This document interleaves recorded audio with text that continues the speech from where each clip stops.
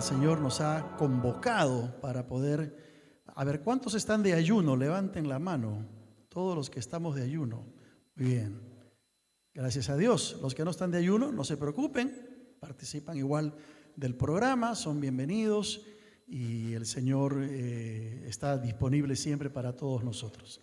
Lindo ver a John y Melissa, ¿verdad? Con su familia. Vamos a darles un aplauso a nuestros hermanos que después de varias semanas están con nosotros. Lindo poder verles. Ver también a Diego y a Miguelito un poco más restablecidos también. Gracias al Señor, verles aquí con nosotros nos llena de mucha alegría poder verles ya un poquito más recuperados. Que el Señor siga obrando en sanidad. Bien, vamos a llamar a nuestros niñitos que pasen por acá, por favor. Todos nuestros niños, para orar por ustedes antes de que vayan a su clase de escuela dominical.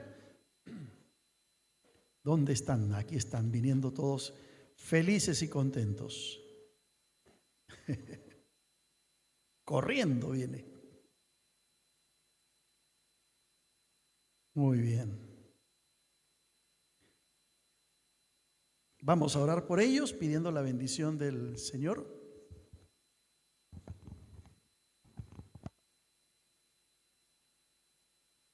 ¿Alguien va a estar con los más grandecitos hoy día? Mariana, ¿verdad? Sí, porque Rocío no está. Gracias.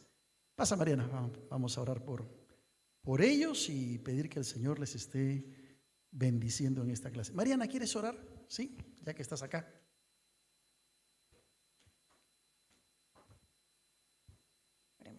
Padre, te damos gracias por otro día que nos has permitido, Señor.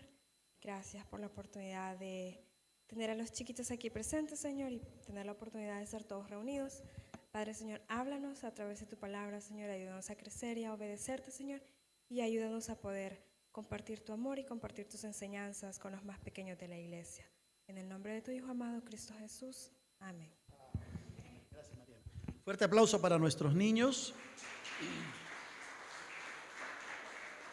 De paso, si alguno de ustedes quiere enseñar a los niños, ser maestro de escuela dominical, por favor hablen con mi esposa, hablen con la hermana Rocío, que hoy día no ha podido estar con nosotros, pero si alguno tiene carga por enseñar a los niños, es un lindo ministerio y necesitamos siempre maestros de escuela dominical.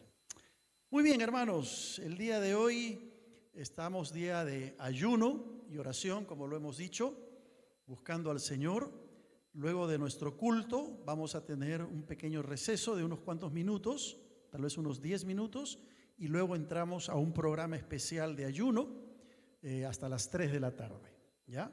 Es un programa donde vamos a estar orando, escuchando algunas meditaciones, números especiales. Es un programa especial de ayuno y queremos que todos los que puedan quedarse, pues se queden para participar de ese tiempo como iglesia. Es importante como iglesia, como cuerpo, participar de este tipo de actividades. El ayuno es una disciplina espiritual y como tal requiere de nosotros esfuerzo, sacrificio, ¿no? Es dejar la comida a un lado para abocarnos en la búsqueda del Señor. Y hemos estado alabando su nombre, adorándole.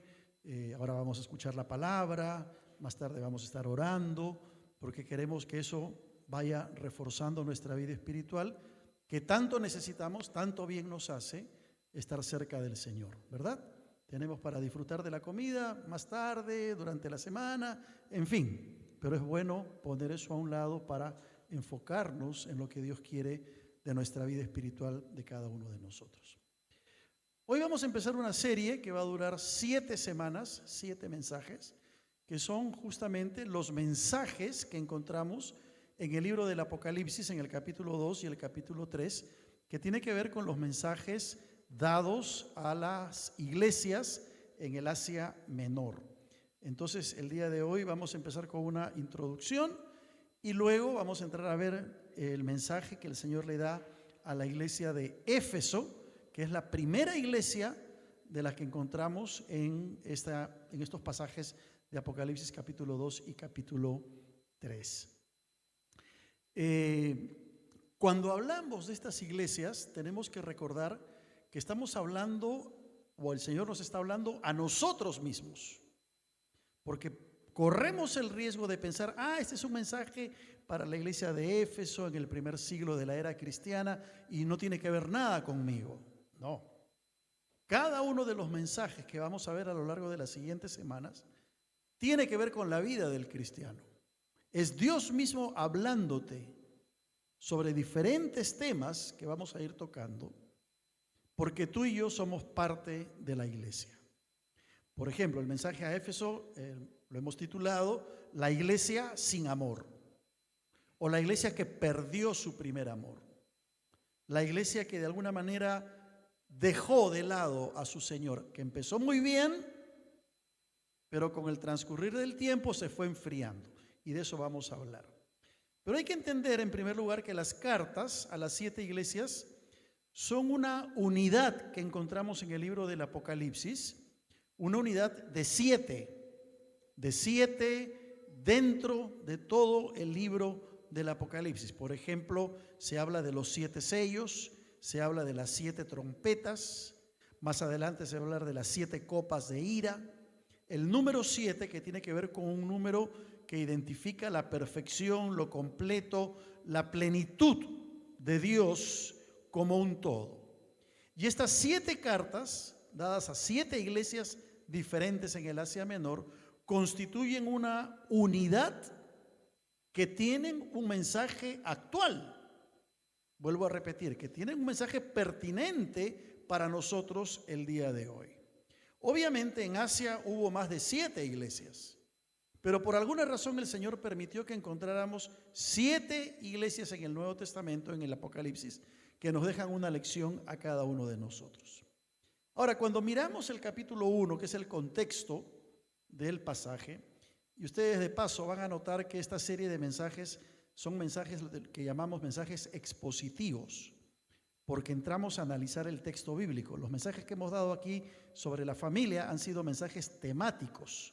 Entonces el mensaje expositivo requiere mucha atención de cada uno de nosotros para entender lo que el texto quiere decirnos. Pero antes de ver el texto hay que mirar el contexto, es decir, lo que rodea, en este caso, a Apocalipsis capítulo 2. Encontramos que nuestro Señor Jesucristo está caminando en medio de las iglesias, lo dice el capítulo 1. Está caminando en medio de las iglesias y se ven las obras de cada una de las iglesias, obras buenas y obras malas también que las iglesias constituían. Y las 7 iglesias que nosotros encontramos en el Apocalipsis de alguna manera representan las diferentes imperfecciones que es posible encontrar en iglesias locales, en iglesias individuales y en iglesias en diferentes tiempos. Así que muy probablemente a lo largo de las semanas, cuando vayamos mirando cada una de estas iglesias, nos vamos a identificar con los problemas que cada una de estas iglesias tenía, y tal vez nos vamos a identificar también con las bendiciones que cada iglesia también tenía. No solo lo malo, sino también lo bueno.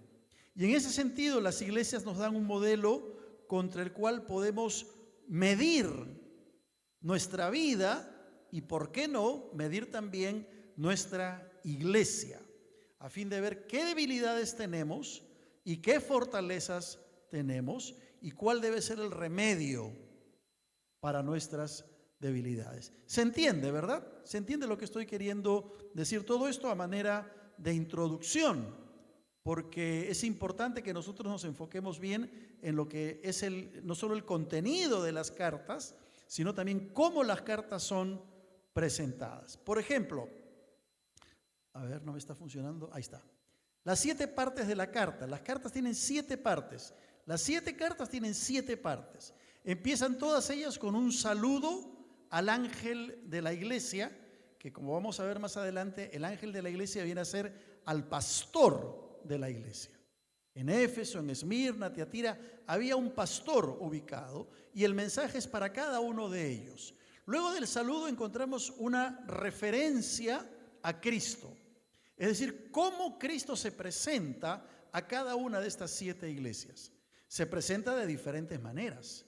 Y lo vamos a ver a lo largo del estudio durante las 7 semanas. Se va presentando, se va designando de una manera distinta, evidenciando el carácter y los atributos de Cristo de manera diferente. En tercer lugar, hay un elogio para todas las iglesias, menos para dos. Menos para dos. A la iglesia de la Odisea y a la iglesia de Pérgamo no hay palabras de elogio. Solamente encontramos palabras de crítica y condenación. Luego hay una reprimenda, menos a dos iglesias. ¿A cuáles?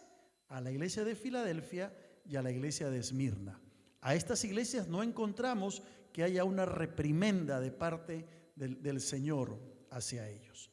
La siguiente, la quinta parte, es una invitación a arrepentirse. En todas las cartas encontramos eso mismo, una invitación a arrepentirse o una advertencia que le hace el Señor al pastor de la iglesia y por ende a toda la iglesia. Y finalmente termina con un llamado a oír. En realidad esta es la sexta parte, un llamado a oír. La frase, el que tiene oído, oiga lo que el Espíritu dice a las iglesias, se repite. Y terminan con una promesa para todas las iglesias. Entonces son 7 partes que tienen cada una de las iglesias que ustedes encuentran en Apocalipsis capítulo 2 y capítulo 3. Si ustedes las leen en casa, yo se los recomiendo que esta semana lean bien Apocalipsis 1, 2 y 3 por lo menos, van a encontrar estas 7 partes que hay en todas las iglesias. Ahora, las iglesias estaban ubicadas en Éfeso. No se ve muy bien allí, pero estaban ubicadas en Éfeso, que está en lo que corresponde a la actual Turquía, ¿no? El año pasado, con un grupo de estudiantes de Informa, fuimos a hacer un recorrido por el lugar donde estaban las 7 iglesias del Apocalipsis. Llegamos a Estambul, tomamos un avión a Izmir, que viene a ser Esmirna, y desde allí fuimos a Éfeso, hicimos todo un recorrido por los diferentes lugares. Muy interesante. Es un viaje que Dios mediante el próximo año lo vamos a volver a ofrecer, así que si quieren vayan ahorrando para que puedan estar allí in situ, ver lo que realmente fue el lugar donde estaban estas iglesias. Ahora, ahí en el Asia, donde estaban estas iglesias, tenemos que empezar diciendo que en el caso de Éfeso fue una ciudad en el Asia Menor, en lo que hoy conocemos como Turquía, y decir además que Éfeso en su tiempo, en el siglo I, fue una ciudad muy importante. Ustedes se imaginan ahora, por ejemplo, Madrid o Barcelona, ¿verdad?, como ciudades importantes. Bueno, en el caso de Éfeso fue un centro muy importante porque no solamente era un centro religioso, sino que además era un centro cultural y comercial. Estaba ubicado estratégicamente de tal manera que había mucho comercio y además era un centro de mucha cultura en aquella época. Claro, si vamos ahora a Éfeso, solamente encontramos ruinas, ¿no? Hoy es una ciudad que no queda prácticamente mucho, solamente una cantidad de ruinas que uno puede pasear y ver y mirar, pero eso antiguamente fue un centro muy, muy importante. De hecho, fue una de las ciudades más prósperas del Imperio Romano en el siglo I. Tengo aquí algunas fotos que ustedes quizás pueden ver. Por ejemplo, está la biblioteca en Éfeso, una biblioteca muy, muy grande. Esto es lo que queda de la biblioteca, ¿verdad? También un lugar donde habían actividades públicas para la gente, porque la gente se ponía a escuchar, simplemente a escuchar lo que alguien tenía que decir, algo nuevo. ¿Se acuerdan ustedes cuando Pablo está en Atenas, verdad? Y en Atenas la gente empieza a escuchar porque simplemente se reunían allí para escuchar lo que la gente tenía que decir, alguna filosofía, algún pensamiento, alguna enseñanza. Y también está ahí lo que se conoce como la fuente de Trajano, en lo que hoy se conoce como la ciudad de Éfeso. Además de eso, en Éfeso quedaba el templo de la diosa Diana, que era la diosa más importante del Imperio Romano y que después los griegos también la tuvieron y le cambiaron por el nombre de Artemisa. Diana o Artemisa, o la antigua, si quisiéramos llamarla, Astarot de Babilonia, era la misma diosa de la fertilidad. Era considerada una de las maravillas del mundo antiguo. Y en su templo se usaba para la inmoralidad sexual, para la idolatría, para la promiscuidad. Hoy no tengo la foto de lo que queda del templo de la diosa Diana, pero solamente queda una especie de columna. Yo la he visto personalmente ahí en la ciudad de Éfeso. Y en esta ciudad, el apóstol Pablo funda una iglesia. Miren ustedes, en una ciudad tan complicada, ¿no? Porque una cosa es ir a hacer obra misionera a un lugar donde sabes que más o menos hay aceptación, pero Pablo se va a un lugar donde sabía que iba a encontrar oposición. Estuvo allí aproximadamente 3 años durante su tercer viaje misionero. Estamos hablando del año 60 después de Cristo aproximadamente. En el segundo viaje misionero había pasado por allí, había estado poco tiempo, pero en el tercer viaje se queda 3 años para fundar una iglesia, la iglesia de Éfeso. Y la carta a los Efesios, que fue escrita por Pablo, fue dirigida a los hermanos en esa ciudad. Una carta hermosa, como todos sabemos, una carta maravillosa. Sin embargo, cuando tú vas a lo que es Éfeso hoy día, no encuentras la iglesia. ¿Qué pasó? Está la carta a los Efesios, están las ruinas, pero no hay una iglesia como la que había en el primer siglo. De hecho, cuando Pablo llega a Éfeso, no había ningún cristiano. No había nadie que conocía la palabra del Señor. Y él tuvo que trabajar duro para evangelizar, para predicar la palabra y ver algún fruto de la evangelización y de la predicación. ¿Qué pasó? Como bien sabemos, como consecuencia de ello, muchos se convirtieron a Cristo. Mucha gente entregó su vida al Señor y se empezó a ver un fruto milagroso y la obra empezó a crecer en Éfeso y se constituyó en una iglesia tremenda. Timoteo es enviado posteriormente por Pablo a esa misma región para encargarse de pastorear la iglesia de Éfeso. Y entonces encontramos en el capítulo 2 de Apocalipsis, en los primeros 3 versículos, cómo se presenta el Señor Jesús. Escribe al ángel de la iglesia en Éfeso. En otras palabras, escríbele al pastor de la iglesia en Éfeso. Y dice así: el que tiene las 7 estrellas en su diestra, el que anda en medio de los 7 candeleros de oro, dice esto: yo conozco tus obras y tu arduo trabajo y paciencia, y que no puedes soportar a los malos, y has probado a los que se dicen ser apóstoles y no lo son, y los has hallado mentirosos, y has sufrido y has tenido paciencia, y has trabajado arduamente por amor de mi nombre, y no has desmayado. Interesante cómo empieza esta carta que se le escribe a la iglesia de Éfeso. Imagínense ustedes que el Señor nos manda una carta a la iglesia Nueva Jerusalén en Yuncos. ¿Cómo empezaría el Señor esa carta a nosotros? ¿Qué nos diría el Señor en esa carta a nosotros? En esta carta empieza con una identificación y una orden precisa que Dios le da a la iglesia de Éfeso. Escribe al ángel de la iglesia en Éfeso. En otras palabras, escríbele al pastor de la iglesia en Éfeso. Y quien remite la carta se identifica como el que tiene las 7 estrellas en su diestra. Si tú lees el capítulo 1, vas a descubrir que está refiriéndose a los 7 pastores de estas iglesias. Es decir, el que tiene en su mano a los pastores de estas iglesias, el que anda en medio de los 7 candeleros de oro, es decir, el que se mueve entre las iglesias. Está todo explicado en el capítulo 1, el que se mueve entre las iglesias. Y aquí hay una doble implicancia que nosotros tenemos que considerar cuando estudiamos este texto.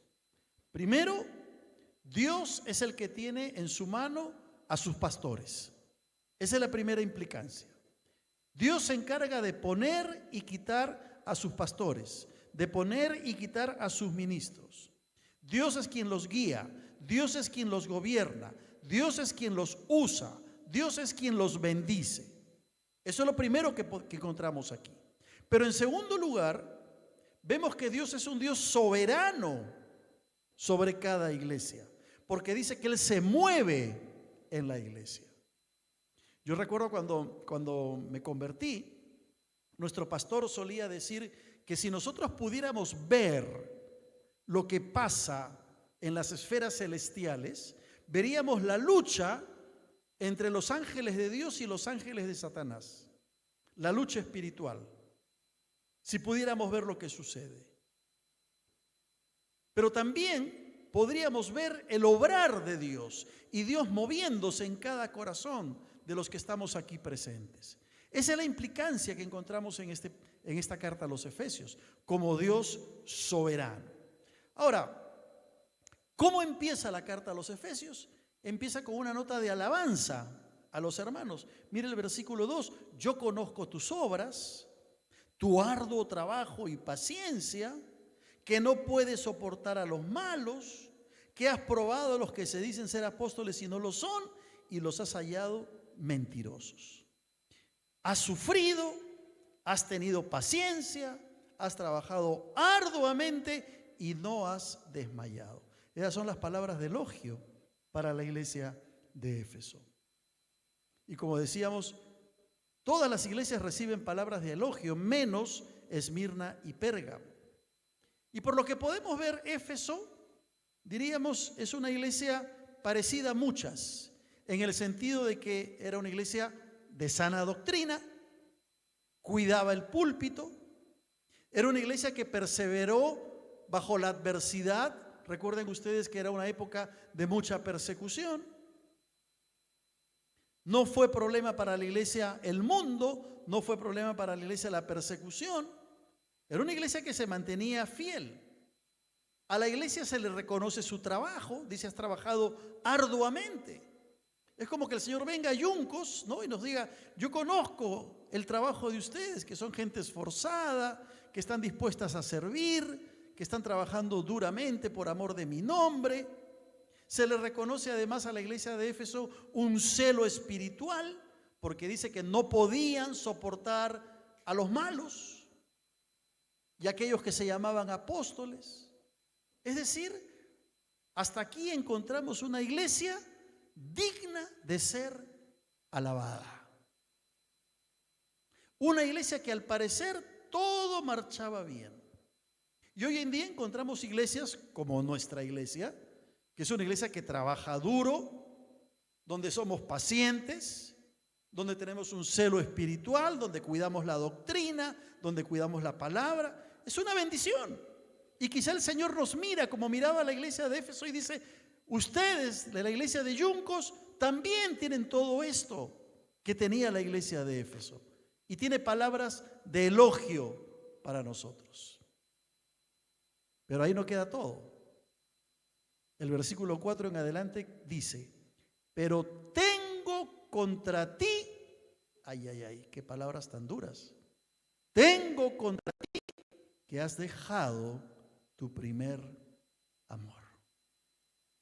No todo iba bien en la iglesia de Éfeso. Recuerda, por tanto, le dice el Señor, de dónde has caído y arrepiéntete y haz las primeras obras. Pues si no, vendré pronto a ti y quitaré tu candelero de su lugar si no te hubieras arrepentido. Pero tienes esto, que aborreces las obras de los nicolaitas, las cuales yo también aborrezco. El que tiene oídos, oiga lo que el Espíritu dice a las iglesias. Al que venciere, le daré a comer del árbol de la vida, el cual está en medio del paraíso de Dios. Me pregunto si la iglesia de Éfeso hubiese preferido que no estuviese el versículo 4. Señor, gracias porque alabas nuestro trabajo, nuestro celo espiritual, alabas la doctrina sana que tenemos. Gracias, Señor. Pero viene el Señor con autoridad y le dice, pero tengo contra ti, que has dejado tu primer amor. Qué fuerte, porque da la impresión de que todo lo bien que hacía la iglesia de Éfeso queda en nada ante esa reprimenda que el Señor les da. Era una iglesia que tenía obras, pero ¿sabes cuál era el problema? No tenían amor, ni para con Dios, ni para con los hermanos, como lo habían tenido al inicio de sus vidas espirituales. En otras palabras, ¿sabes qué había pasado con los hermanos de Éfeso? Se enfriaron espiritualmente hablando. Empezaron a coquetear con el mundo, empezaron a coquetear con todo lo que la sociedad les ofrecía en términos de placeres, y se enfriaron espiritualmente.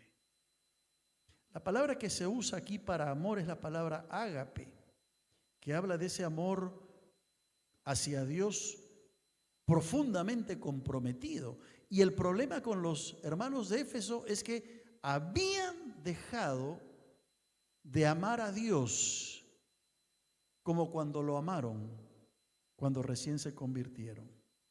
Y es probable que al perder su amor por Dios, también esto se manifestara en una falta de amor entre los hermanos. Y aquí es bueno detenernos y evaluarnos a nosotros mismos, porque quizá el Señor te dice, mira, qué lindo, porque tú eres una persona que ama la palabra, que ama la sana doctrina, que cuando hay que hacer algo en la iglesia eres uno de los primeros para estar allí presente, que incluso evangelizas, pero ¿sabes qué pasa contigo? Te has enfriado. Has perdido tu primer amor. Y ya no es como era al comienzo, que buscabas a Dios en oración, que anhelabas estar en su presencia, que compartías la palabra, que vivías una efervescencia espiritual. Y querido hermano y hermana, déjame decirte que a todos nos pasa eso. Todos en algún momento de nuestra vida bajamos la guardia y perdemos el primer amor. ¿Te ha pasado? Quizá te está pasando ahora mismo. Quizá en estos momentos tu vida espiritual no es la mejor. Has abierto puertas, estás coqueteando con el mundo, estás dándote licencias en tu vida, no estás orando como deberías hacerlo, no estás buscando a Dios y te has enfriado. Y Dios dice, tengo contra ti que has dejado tu primer amor. Pero lo bueno es que el Señor no lo deja allí, sino que le dice a los hermanos en Éfeso que tienen que hacer 3 cosas, que es lo mismo que el Señor nos dice a nosotros. En primer lugar, le va a decir, recuerda tu condición primera. Recuerda cómo fue cuando recién te convertiste. ¿Te acuerdas? Haz un poquito de memoria. ¿Cómo fue cuando le entregaste tu vida al Señor? La efervescencia que quizá vivías por haberle entregado tu vida a Cristo. ¿Cómo eran tus primeros meses, tus primeros años de vida cristiana?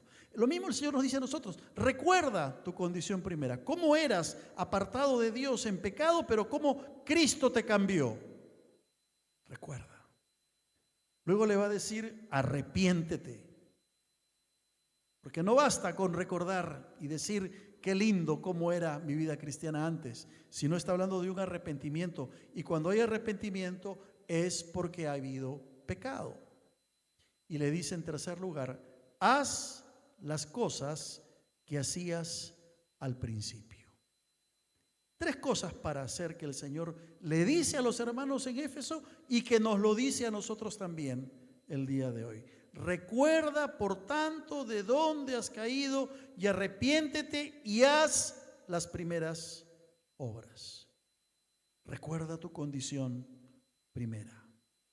Detente por un instante y piensa cómo era tu amor al Señor cuando te convertiste. Date cuenta de cuál es tu posición actual. Compárala, tu vida hoy con tu vida cuando recién conociste al Señor. Porque muchas veces el hecho de venir a la iglesia, incluso de servir al Señor en la iglesia y entrar en una especie de activismo, nos puede hacer perder de vista el amor que debemos mostrarle al Señor. Y el Señor nos bendice.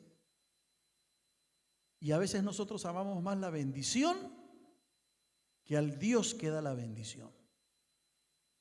Y nos envolvemos en actividades, en cosas, hacemos esto, hacemos lo otro, pero nuestro corazón está frío como un témpano de hielo porque hemos descuidado nuestra comunión con el Señor. Arrepiéntete. ¿Qué es el arrepentimiento? Cambia de dirección. Deja de hacer lo malo que estabas haciendo. Deja lo negativo. Toma un giro distinto. Si ibas al norte, ahora vas al sur. Arrepiéntete y haz las cosas que hacías al principio. Haz lo positivo. Vive esa vida de comunión cercana con el Señor. Yo me acuerdo cuando yo me convertí a los 13 años. Cuando yo me convertí, en medio de una iglesia que vivía un avivamiento tremendo, nuestra actividad los días sábados, después que salíamos de la reunión de jóvenes, era: ¿y ahora a dónde nos vamos a orar? Esa era la pregunta. ¿Dónde va a ser la vigilia hoy día? Cada fin de semana teníamos una vigilia de oración. Y nos quedábamos todo el sábado orando en la casa. Ya conocían a la casa de mi esposa, ¿no? Vamos a la casa de los Valencia, decían. Y todos los jóvenes nos íbamos a la casa de los Valencia. Y pasábamos todo el sábado orando. Y el domingo estábamos en el culto. Y yo honestamente tengo que reconocer y decir: Señor, ¿será que he perdido esa efervescencia que yo tenía a los 13, 14, 15 años cuando me convertí? Y a veces tengo que decirle: Señor, perdóname. Porque me he metido tanto en actividades, en reuniones, en hacer esto, en hacer lo otro, que a veces estoy perdiendo la bendición de tener comunión contigo. Martín Lutero decía: hoy tengo tanto que hacer que voy a pasar más tiempo en oración. Y a veces, como ya estamos en un tren de vida, nos levantamos, nos saciamos, tomamos desayuno, salimos y quizá por ahí, para que nos vaya bien, hacemos una oración express y hemos perdido el primer amor. ¿No es verdad? Lo bueno es que el Señor dice: recuerda cómo era cuando te convertiste y arrepiéntete y vuelve a hacer las cosas que hacías al principio. Dios no nos deja con la condenación, Él nos da la solución. Y a veces yo tengo que ponerlo en práctica tanto y decir: Señor, hoy día el móvil no lo voy a mirar, me voy a mi sala, me pongo de rodillas, me pongo a orar, leo la palabra, escucho un mensaje y luego voy a mis actividades. Porque lo más valioso que Dios nos ha dado es poder tener comunión con Él. Y esa comunión hace que nuestro amor por Él crezca cada día más y más. Y hay una advertencia para los hermanos en Éfeso. Hay una advertencia a que si no se arrepienten, la iglesia va a morir. Porque le dice: quitaré tu candelero. Quitaré tu candelero, le dice el Señor. Vendré pronto a ti y quitaré tu candelero de su lugar si no te hubieres arrepentido. ¿Sabes una cosa? Hoy no existe la iglesia de Éfeso. No existe. ¿Será que el Señor quitó su candelero? Y eso tiene que llevarnos a pensar a nosotros, hermanos, ¿cuál será el futuro de nuestra iglesia Nueva Jerusalén? Yo sé que la iglesia tiene varios años y ha pasado por diversas etapas de bendición, de crisis, por diversos momentos. Hoy estamos en otra etapa. Pero ¿cuál será el futuro de la iglesia? ¿Qué vamos a hacer para que esta iglesia siga levantándose como una antorcha que alumbre esta comunidad? ¿O nos vamos a conformar con los 70, 80 que somos? ¿Cuál será el futuro de la iglesia Nueva Jerusalén? Dios no permita que dentro de unos años, 20, 30, 50, yo no sé, ya no exista más esta iglesia y nos pase lo que le pasó a Éfeso, porque perdieron su primer amor, porque perdieron su comunión con el Señor. El versículo 6 añade y dice: los nicolaitas, habla de los nicolaitas. Tienes esto, que aborreces las obras de los nicolaitas, las cuales yo también aborrezco. Parece que el Señor, entre elogio y elogio, les da una reprimenda fuerte, porque alaba sus obras, alaba su sana doctrina. Viene la reprimenda: has perdido el primer amor, y luego los alaba porque de alguna manera han sido fieles en aborrecer las obras de los nicolaitas. ¿Quiénes eran los nicolaitas? Según estudios, eran los seguidores de un tal Nicolás de Antioquía.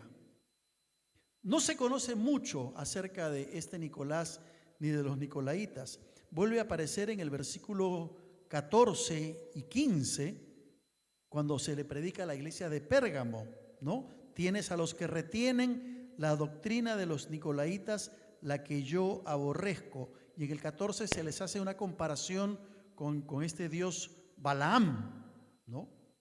Los nicolaitas, los que retienen la doctrina de Balaam, dice el versículo 14 del capítulo 2. Añade que son los seguidores de una mujer llamada Jezabel, que si tú lees la Biblia y conoces, está representando tanto Balaam como Jezabel a un grupo de herejes. Entonces, al parecer habían un grupo de herejes que se infiltraban en la iglesia de Éfeso para generar controversia, confusión, confundir a los hermanos con doctrinas alejadas de la palabra de Dios.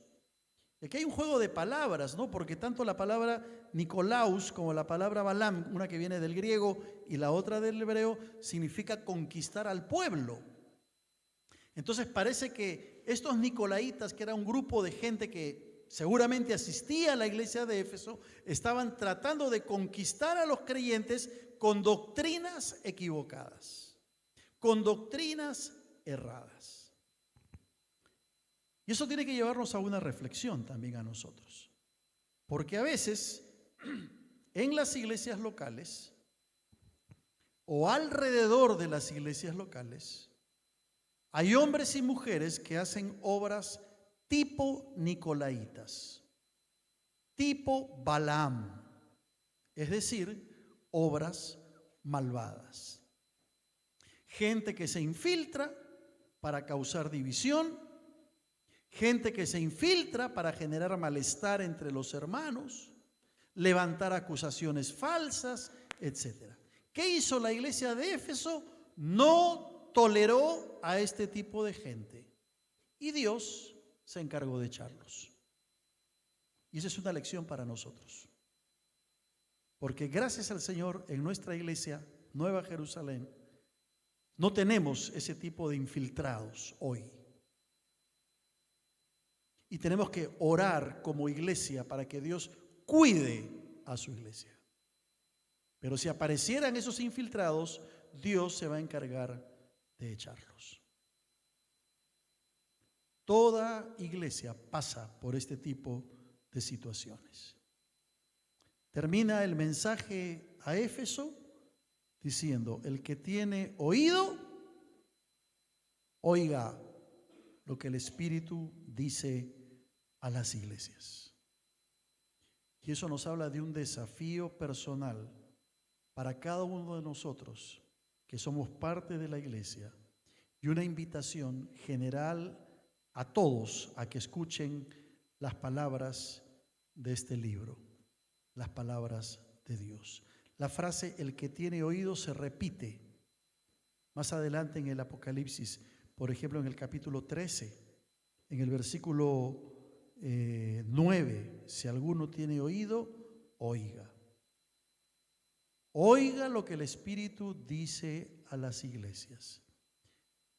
Y quizá Dios en esta mañana te está diciendo, oye lo que el Espíritu Santo te está diciendo. Al que venciere, le daré a comer del árbol de la vida, el cual está en medio del paraíso de Dios.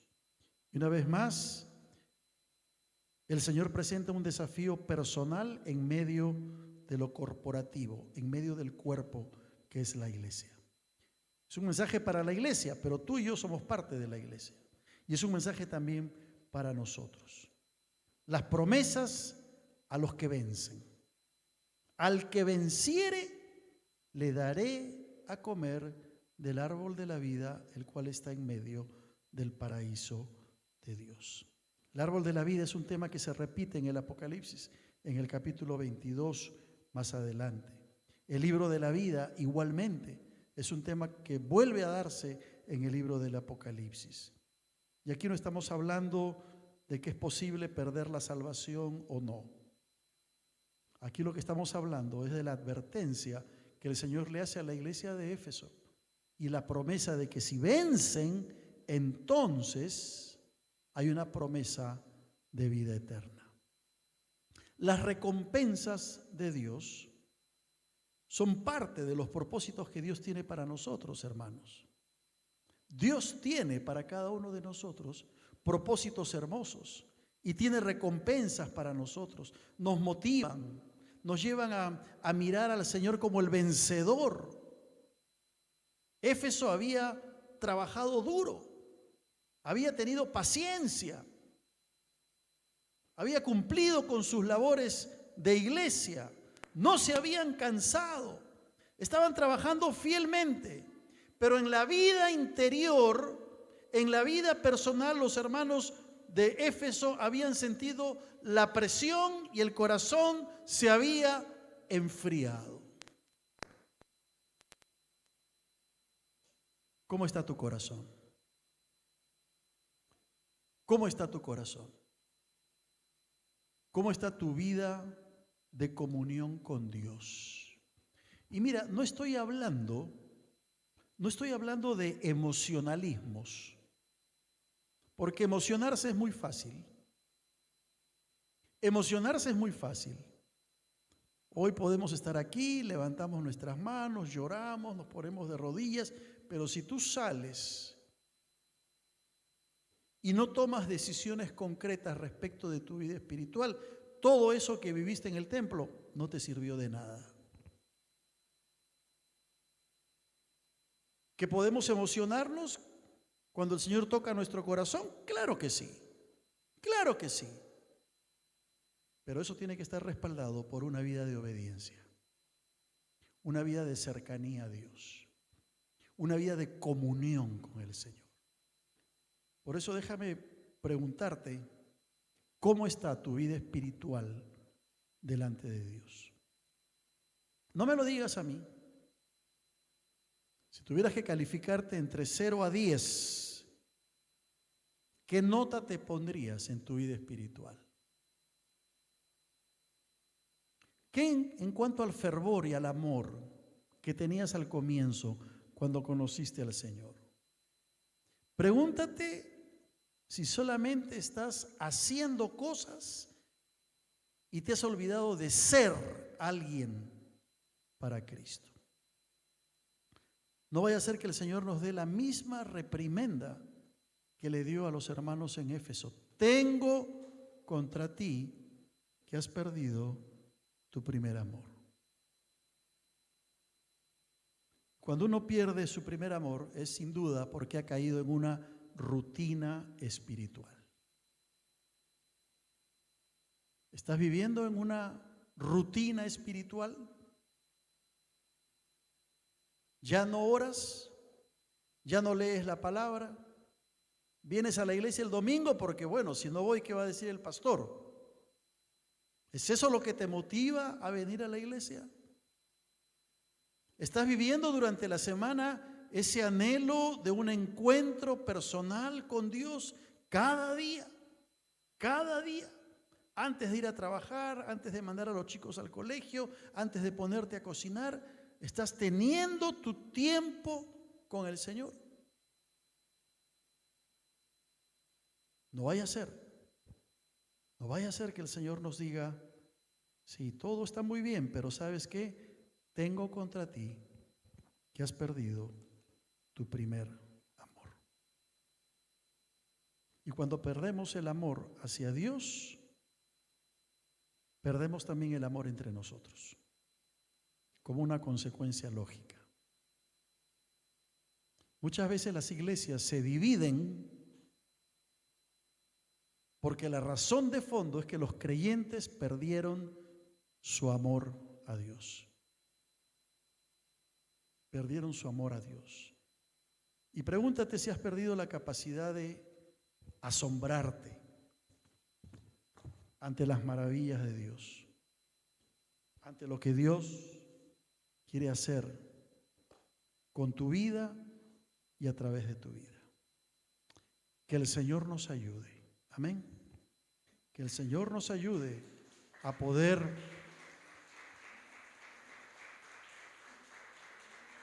vivir como si fuera el primer día que nos hemos convertido, con esa capacidad de asombro y ese anhelo, ese fervor, ese fervor.